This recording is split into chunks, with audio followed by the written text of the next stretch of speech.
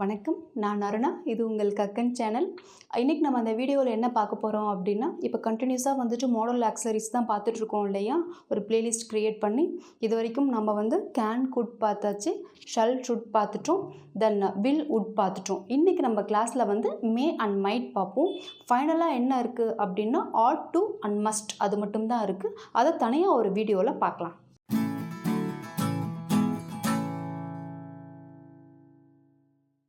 First பாருங்கள், மே வந்து சென்டென்ஸில் வந்து எங்கே யூஸ் பண்ணலாம் அப்படின்னு பார்ப்போம். ஃபஸ்ட் சென்டென்ஸ் பாருங்கள். முதல்ல மே வந்து எங்கே யூஸ் பண்ணலாம் அப்படின்னா, பாசிபிலிட்டி வந்து கொஞ்சம் ரேராக இருக்கிற இடத்துல தான் நம்ம மே வந்து யூஸ் பண்ணுவோம். நார்மலாக வந்து அதோடைய யூசேஜே வந்து அங்கே தான். ஸோ எந்தெந்த சுச்சுவேஷன்ஸ்லாம் ஒரு சில விஷயங்கள் நடக்கிறதுக்கு பாசிபிலிட்டிஸ் வந்து ரேராக இருக்கும், அங்கே நம்ம மே யூஸ் பண்ணுவோம். எக்ஸாம்பிள் சென்டென்ஸ் பாருங்கள். It may rain today. It may rain today அப்படின்னா இன்றைக்கி மழை பெய்யலாம். மழை பெய்யலாம், பெய்யாமையும் இருக்கலாம். நம்ம வந்து கரெக்டாக சொல்ல முடியாது இல்லையா, இன்றைக்கி மழை பெய்யும் அப்படின்னு. கிளைமேட் பார்க்குறதுக்கு ஒரு மாதிரியாக இருக்குது. மழை இட் மே ரெயின் டுடே, இன்றைக்கி மழை பெய்யலாம் அப்படின்னு அர்த்தம். ஸோ அதே மாதிரி பாசிபிலிட்டியை வச்சு நம்ம பேசுகிறதுக்கு அதோடைய பாசிபிலிட்டியும் கம்மி தான். 50% மழை பெய்யலாம், இல்லை பெய்யாமையும் இருக்கலாம். அப்போ நம்ம மே யூஸ் பண்ணுவோம். இன்னொரு எக்ஸாம்பிள் பாருங்கள். He may come tomorrow. He may come tomorrow அப்படின்னா அவர் நாளைக்கு வரலாம். அவர் வரலாம், வராமையும் இருக்கலாம். உங்கள் ரிலேட்டிவ் ஒருத்தவங்க வரதா இருக்குது, நீங்கள் சொல்கிறீங்க அவர் நாளைக்கு வரலாம்னு நினைக்கிறேன் அப்படின்னு. ஹீ மே கம் டுமாரோ அப்படின்னு அப்படின்னா நாளைக்கு அவர் வரலாம் அப்படின்னு அர்த்தம். பட் ஆனால் கன்ஃபார்மாக சொல்ல முடியாது. இந்த இடத்துல பாருங்கள், மேக்கு பக்கத்தில் V1 verb தான் யூஸ் பண்ணியிருக்காங்க. அது மட்டும் நம்ம கொஞ்சம் கவனிச்சுக்கணும், ஓகேவா? கம் அப்படிங்கிற ஒரு V1 verb தான் இருக்குது. நம்ம பார்த்தோம் இல்லையா, ஆக்சிலரிஸ் எல்லாத்துக்குமே பக்கத்தில் வந்து V1 verb தான் இருக்கும் அப்படின்னு. I think he may recover from illness. I think he may recover from illness அப்படின்னா அவருக்கு வந்து உங்கள் தெரிஞ்ச ஒருத்தவங்களுக்கு வந்து உடம்பு முடியாமல் இருக்குது, நீங்கள் சொல்கிறீங்க அவர் வந்து அவருடைய உடல்நிலையிலேருந்து கொஞ்சம் தேறி வந்துடுவாருன்னு நினைக்கிறேன் அப்படின்னு. I think he May recover from illness அப்படின்னா அவர் வந்து அதுலேருந்து கொஞ்சம் குணமாயிடு வந்துடுவாருன்னு நினைக்கிறேன் அப்படின்னு அர்த்தம். மேக்கு பக்கத்தில் பாருங்கள், ரெக்கவர் அப்படிங்கிற ஒரு V1 verb தான் இருக்குது. சரியா? அடுத்த சென்டென்ஸ் பாருங்கள். He may speak to the principal. He may speak to the principal அப்படின்னா மேபி வந்து பிரின்சிபல் கிட்ட வந்து அவங்க வந்து பேசலாம் அப்படின்னு அர்த்தம். ஒரு பேசக்கூடும், பேசலாம், ஒரு பாசிபிலிட்டி, அவ்வளோதான். He will speak to the principal அப்படின்னா அவர் வந்து பிரின்சிபல் கிட்ட பேசுவார் அப்படின்னு அர்த்தம். நம்ம வந்து வில் யூஸ் பண்ணி பார்க்கும்போது, வில் ஷல்லாம் யூஸ் பண்ணி நம்ம பார்க்கும்போது பார்த்தோம் இல்லையா, வில் அப்படின்னா வந்துட்டு ஒரு ஷூரிட்டி, கண்டிப்பாக இருக்கும், ஒரு நிச்சயமுள்ள தன்மை. He will speak to the principal, he will come tomorrow அப்படின்னா அவர் நாளைக்கு வருவார், கண்டிப்பாக வருவார் அப்படின்னு அர்த்தம். அவர் வந்து பிரின்சிபல் கிட்ட பேசுவார் அப்படின்னு அர்த்தம். இதே அந்த இடத்துல வில் இல்லாமல் இப்போ நம்ம மே யூஸ் பண்ணும்போது அதோடைய பாசிபிலிட்டி கம்மி தான். பிரின்சிபல் கிட்ட பேசலாம், இல்லை பேசாமையும் இருக்கலாம், அவ்வளோதான். ஓகேவா? அடுத்து பாருங்கள், மேக்கு பக்கத்தில் ஸ்பீக் அப்படிங்கிற V1 verb வந்துருக்கு. He May dance. He May dance அப்படின்னா என்னென்னா அவள் வந்து ஆடலாம், டான்ஸ் வந்து ஆடலாம். ஹீ மே டான்ஸ், சாரி, அவன் வந்து ஆடலாம். ஷீ மே டான்ஸ், அவள் வந்து ஆடலாம் அப்படின்னு அர்த்தம். இதுதான் மேவோட பாசிபிலிட்டிஸ். சென்டென்ஸில் நம்ம மே வந்து இப்படி தான் யூஸ் பண்ணுவோம். அடுத்து மே யூஸ் பண்ணி எப்படி நம்ம கொஸ்டின் ஃபார்ம் பண்ணலாம் அப்படின்னு பார்ப்போம். நெக்ஸ்ட்டு மே யூஸ் பண்ணி எப்படி வந்து கொஸ்டின் ஃபார்ம் பண்ணலாம் அப்படின்னு பார்ப்போம். இது வந்து நம்ம சின்ன வயசுலேருந்தே, நம்ம ஸ்கூல் படிக்கிறதுலேருந்தே நம்ம வந்து கேட்டுட்டு இருந்த ஒரு கொஸ்டின். அதிகமாக நம்ம இதை வந்து யூஸ் பண்ணியிருந்திருப்போம். ஆனால் அப்போ நமக்கு மீனிங் புரிஞ்சு யூஸ் பண்ணோமா அப்படிங்கிறதெல்லாம் தெரியல. ஆனால் நம்ம அதிகமாக இதை வந்து யூஸ் பண்ணியிருந்திருப்போம். May come in ma'am, may come in sir அப்படின்னு. அதாவது ஒருத்தவங்கிட்ட வந்து உள்ளே நம்ம என்ட்ரி ஆகும்போது, ஒரு கிளாஸ் ரூம்குள்ளே என்ட்ரி ஆகும்போதும் நம்ம வந்து அப்படியே சட்டார்னு உள்ளே போயிட முடியாது இல்லையா? ஒரு மரியாதைக்காக உள்ளே வரலாமா அப்படின்னு ஒரு பர்மிஷன் கேட்டுட்டு தானே நம்ம போவோம். ஒரு ரெக்வஸ்ட்டாக கேட்குறது, அதுதான் மே ஐ கமின் அப்படின்னா நான் உள்ளே வரலாமா அப்படின்னு அர்த்தம். மே ஐ கெட் இன் அப்படி கூட நிறைய பேர் யூஸ் பண்ணுறாங்க. கமின்க்கு பதிலாக மே ஐ கெட் இன் அப்படி கூட யூஸ் பண்ணுறாங்க, ஓகேவா? ஸோ மே ஐ அப்படின்னா என்னென்னா ஃபார்மலாக இருக்கும், வேறு ஒன்றும் கிடையாது. இப்போ நம்ம போயிட்டு வேறு எந்த சென்டென்ஸுமே, இப்போ கேன் ஐ கமின், நான் உள்ளே வர முடியுமா அப்படியெல்லாம் கேட்க முடியாது இல்லையா? ஸோ மே ஐ கமின் அப்படின்னா ஒரு ஃபார்மலாக இருக்கும், ஒரு பொலைட்டாக, ஒரு ரெக்வஸ்ட்டாக கேட்குறது, அவ்வளோதான். அடுத்த இன்னொரு எக்ஸாம்பிள் பாருங்கள். May I sit here. May I sit here அப்படின்னா நான் இங்கே உட்காரலாமா அப்படின்னு அர்த்தம்.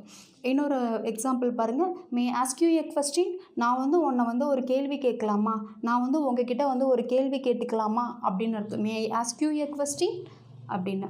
அடுத்து பாருங்கள், may use this tissue paper, நான் இந்த டிஷ்யூ பேப்பரை யூஸ் பண்ணிக்கலாமா அப்படின்னு அர்த்தம். இதுக்கு நீங்கள் தாராளமாக ஷல் கூட யூஸ் பண்ணி பேசலாமே மேம் அப்படின்னு கேட்கலாம்.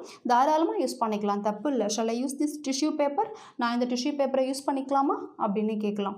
So May use this tissue paper, May ask you a question, May I sit here. So இது எல்லாமே பார்த்திங்கன்னா ஒரு பொலைட்டாக ஒரு பெர்மிஷன் கேட்குறதுக்காக யூஸ் பண்ணுறது தான். இது எல்லாமே ஃபார்மலாக இருக்கும், அவ்வளோதான். ஓகேவா?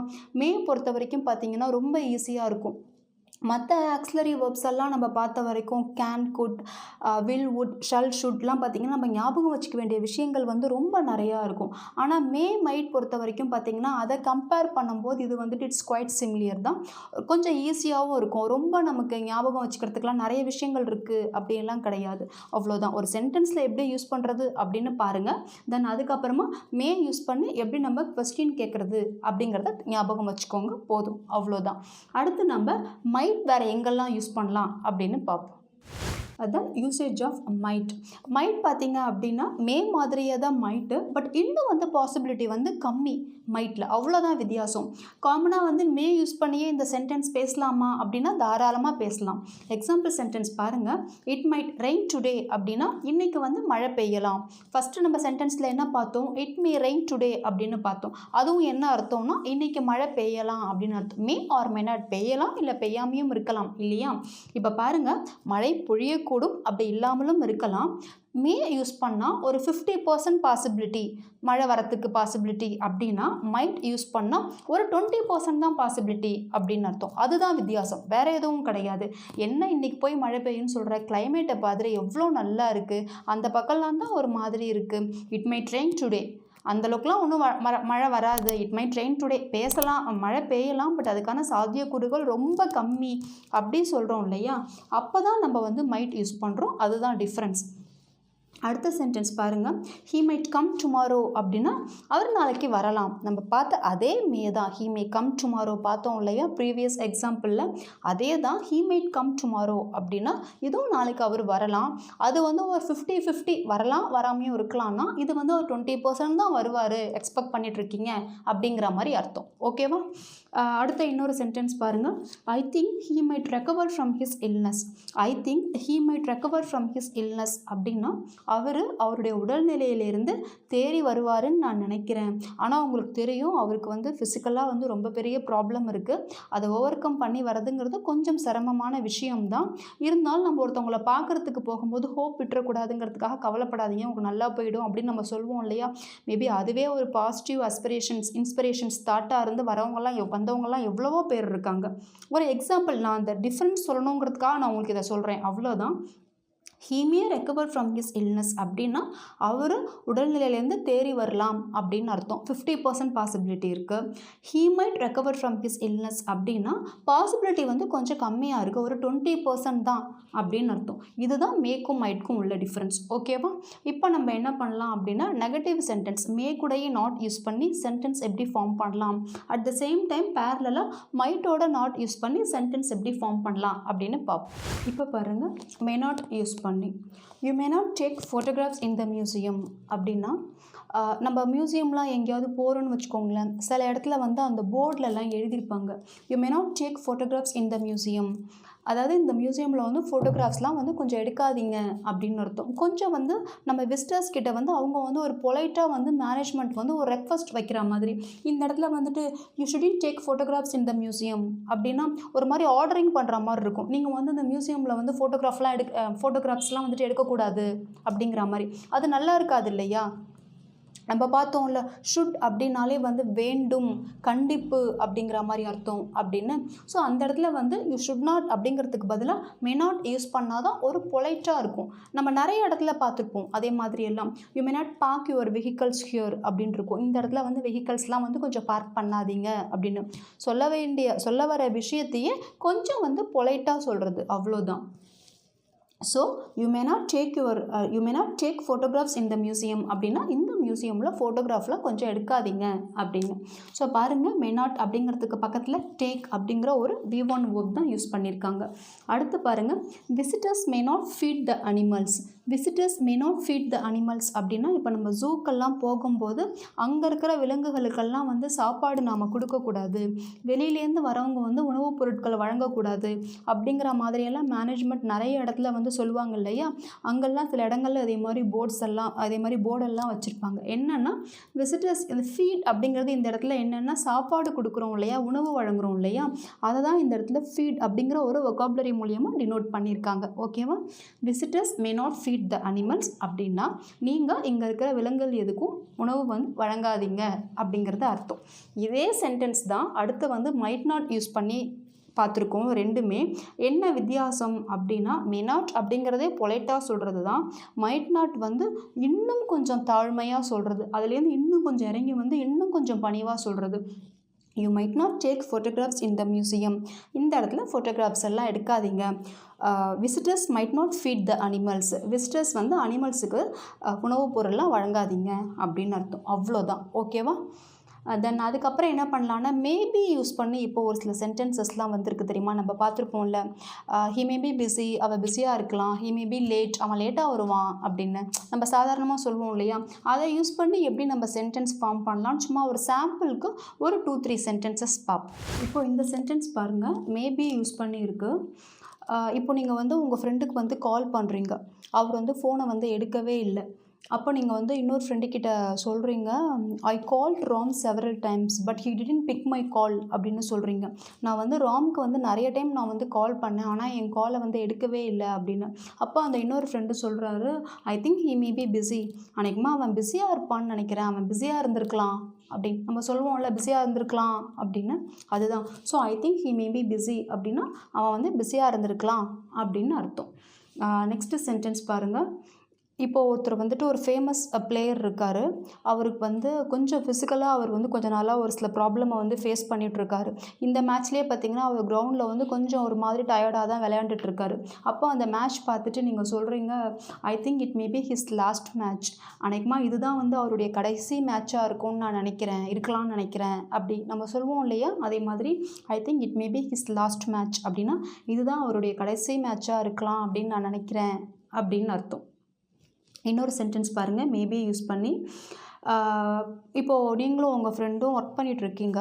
நீங்கள் போயிட்டீங்க, உங்களுடைய க்ளோஸ் ஃப்ரெண்டு அவங்க இன்னொருத்தவங்க கேட்குறாங்க, ஏன் அவள் இன்னும் வரவே இல்லையோ ஆஃபீஸ்க்கு அப்படின்னு சொல்லிட்டு. உங்கள் ஃப்ரெண்டும் வந்து நாளைக்கு நான் லீவ் போடுறேன் அப்படிங்கிற மாதிரிலாம் உங்ககிட்ட எதுவுமே சொல்லலை. அப்போ நீங்கள் சொல்கிறீங்க, ஷி மேபி லேட், அவள் லேட்டாக வரலாம், மேபி அவள் லேட்டாக வரலாம் அப்படின்னு நம்ம சொல்லுவோம் இல்லையா. சாதாரணமாக பேச்சு வழக்கில் சொல்லும்போது மேபி அவள் லேட்டாக வரலாம் அப்படின்னு. அதுக்கு நம்ம இங்கிலீஷில் எப்படி நம்ம ப்ராப்பராக பேசணும்னா, ஷி மேபி லேட், அவ்வளோதான். ஷி மேபி லேட்னா அவர் லேட்டாக வரலாம். I think she maybe late அப்படின்னா அவர் லேட்டாக வரலாம்னு நான் நினைக்கிறேன் அப்படின்னு அர்த்தம். ரொம்ப சிம்பிள், அவ்வளோதான். I think she maybe late, அவ்வளோதான். இதே சென்டென்ஸே பாருங்கள், மைட் யூஸ் பண்ணி நம்ம தாராளமாக பேசலாம். நம்ம முன்னாடியே பார்த்தோம் இல்லையா, மேக்கும் மைட்க்கும் என்ன வித்தியாசம் அப்படின்னா, பாசிபிலிட்டி மேவை கம்பேர் பண்ணும்போது மைட் வந்து கம்மியாக இருக்கும், லெஸ் பாசிபிலிட்டி, அவ்வளோதான், வேறு எதுவும் கிடையாது. இப்போது I think he might be busy அப்படின்னா அவன் வந்து பிஸியாக இருந்திருக்கலாம் அப்படின்னு அர்த்தம். ஹி மே பி பிஸிக்கும் ஹி மைட் பி பிஸிக்கும் அவ்வளோதான் வித்தியாசம், பாசிபிலிட்டி கம்மி, அவ்வளோதான், வேறு எதுவும் இல்லை. இந்த எக்ஸாம்பிள் சென்டென்ஸ் சொல்கிறோம், கிளியராக புரியும் பாருங்களேன். இப்போ வந்து ஷி மே பி லேட் அப்படின்னு சொன்னாங்க, அவள் வந்து லேட்டாக வரலாம் அப்படின்னு. இதே இப்போ ஃபார் எக்ஸாம்பிள் ஆஃபீஸ் டைமிங் வந்து உங்களுக்கு வந்து 9 o'clock ஷார்ப்பாக அப்படின்னா 9:30 வரைக்கும் உங்கள் ஃப்ரெண்டு வரவே இல்லை. அப்போ ஷி மே பி லேட் அப்படின்னா அவள் லேட்டாக வரலாம் அப்படின்னு அர்த்தம். இதே இந்த ஸ்டேட்மெண்ட்டில் பாருங்கள், 11 o'clock ஆகிடுது, 11 o'clock வரைக்குமே அவங்க வரவே இல்லை. அப்பயுமே வந்து என்ன சொல்கிறாங்கன்னா ஷீ மைட் பி லேட் அப்படின்னு. அப்போனா அவள் லேட்டாக வரக்கூடும் அப்படின்னு. 11 o'clock ஆகியும் ஒருத்தவங்க ஆஃபீஸ் வர்றது அப்படிங்கிறது வந்து 80% வந்து சந்தேகம் தானே. ஆனால் அவங்க லீவுன்னு உங்களுக்கு தெரியாது, கான்ஃபிடெண்ட்டாக உங்களால் வந்து அவங்க வரமாட்டாங்கன்னு சொல்ல முடியாது, பாசிபிலிட்டி வந்து ரொம்ப கம்மி தான். அப்போ நீங்கள் எப்படி பேசுகிறீங்க, ஷீ மைட் பி லேட் அப்படின்னு சொல்கிறீங்க. புரியுதா இதுக்கும் அதுக்கும் உள்ள டிஃப்ரென்ஸு? அவ்வளோதான், தட்ஸ் இட். இந்த வீடியோ கண்டிப்பாக உங்களுக்கு யூஸ்ஃபுல்லாக இருந்திருக்கும் அப்படின்னு நினைக்கிறேன். மற்ற மாடல் ஆக்சரிஸ்லாம் கம்பேர் பண்ணும்போது மே மைட் வந்து ரொம்ப ஈஸி. நல்லாவே லேர்ன் பண்ணிக்கோங்க. கொஞ்சம் நிறைய கூகுள்லேயும் போயிட்டு நீங்களும் நிறைய மே மைட் யூஸ் பண்ணி சென்டென்சஸ்லாம் கொஞ்சம் எடுத்துகிட்டு நீங்களும் அதை எப்படி ஃப்ரேம் பண்ணலாம் அப்படின்னு ட்ரை பண்ணி பாருங்கள். நெக்ஸ்ட் வீடியோவில் மஸ்ட் ஆட் டு யூஸ் பண்ணி நம்ம சென்டென்சஸ் பார்க்கலாம். As usual, share and subscribe our video. For getting further notification, press bell button.